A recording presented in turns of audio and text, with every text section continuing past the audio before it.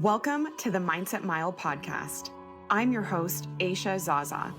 For the next 30 days, we're going to learn to build better habits in health, fitness, relationships, business, and overall well-being by making small mindset shifts that make a big difference. Contrary to how it may seem, the path to any success is achieved by taking small, consistent action over time. Someday is not a day of the week, so the time to level up is now, because you were made for greatness. It'll be a marathon, not a sprint, and together we'll take it one step, 1 mile, one day at a time. Welcome to the Mindset Mile. You ready? Hey guys, how's it going? I want to dive right in today because I think this is something that's going to really help you out. When I talk with people about their goals or the things they'd like to pursue, they often have an idea in mind about what it is they want to do, but it's usually followed by some kind of self-limiting belief as to why they wouldn't be able to do it. They'll say something like, I'd love to run a half marathon, but I suck at running. I'd love to start a business, but I'm not a salesperson.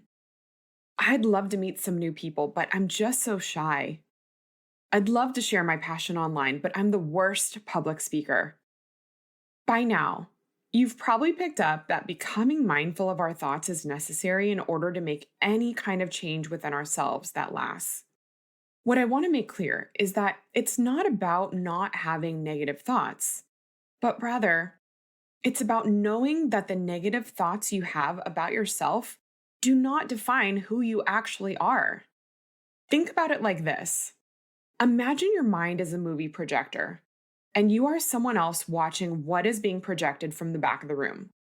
All you are is an observer of what is being projected. You are not the actual words or scenes playing on the screen. Does it make a little more sense when you think about looking at it like that? You must observe your thoughts from a third-party point of view in order to break the cycle of negative thoughts about yourself. Because your mind likes to do what it knows how to do best, which is think about things the way it's always thought about them. That's why it's so easy to get caught in the same thought loops, because the more you reiterate to yourself what you're not good at or why you can't do something, the easier it will be to default to that thought. Most people live within the restrictions of their mind because they operate under the assumption that their negative thoughts about themselves are true and that that's who they are. You want to know what happens? It becomes a self-fulfilling prophecy because the more you believe your limiting and negative thoughts, the less likely you'll be to take action on something you desire doing. I mean, think about it. If all you said to yourself was, I'm so fat and I hate the way my body looks, how does that really make you feel? Probably pretty crappy. And you want to know what we tend to do when we feel crappy? It's more of what we don't want to do, which in that case might be binge, eat, or drink, and thus the cycle continues. Managing your mind and steering it in the direction of what you want to think will ultimately determine how you feel, and that is the secret to living a happy life.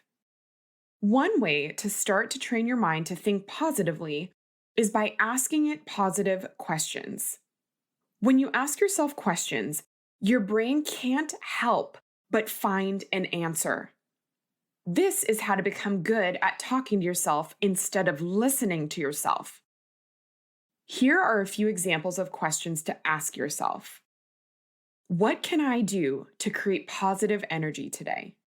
What will make me feel great today? How can I be of service to someone else? What is something I really love about myself? What do I have to be thankful for?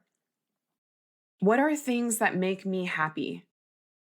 Get your mind thinking of thoughts that are positive because it will absolutely give them to you if that's what you ask of it. But if you're constantly asking negative questions, it's going to give you negative thoughts. Think about our minds as a bubblegum dispenser. It doesn't care what color it releases, just knows that when it gets a quarter to dispense a piece of gum. Your mind literally does not care what it puts out. It doesn't care about your happiness. It doesn't care about your success.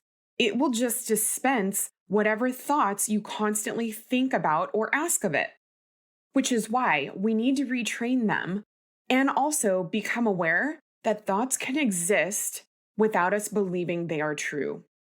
If you're looking to make serious change in your life on all levels, you need to start working on this today, right now.